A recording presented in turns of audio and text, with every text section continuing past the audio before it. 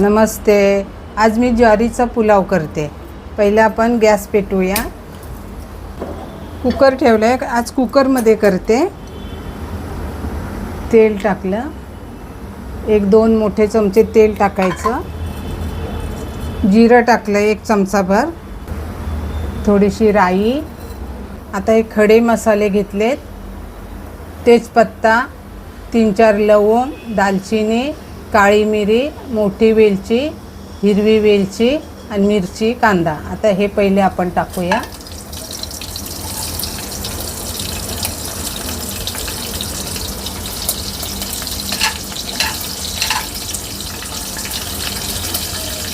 आता कांदा टाकते. कांदा मी एक मोठा उभा कापून घेतलाय.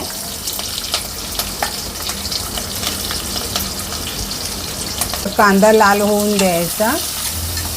कांद्याचा रंग बदललाय. आता आलं लसूण मी चिरून घेतले, पेस्ट नाही घेतली, आणि कढीपत्ता. आता टोमॅटो 2 टोमॅटो कापून घेतले. हळद टाकते. चिमूटभर हिंग टाकला. मीठ चवीनुसार.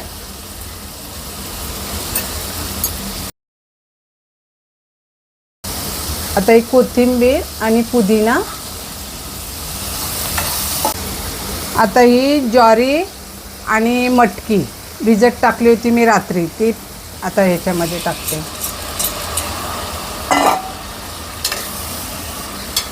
आणि 1 ग्लास पाणी. ज्वारीच्या वरती आलं पाहिजे पाणी, एवढं टाकायचं. आता कुकरला झाकण लावते आणि 3 शिट्ट्या घेऊया. आता आपला कुकर झालेला आहे. आता आपण खोलूया.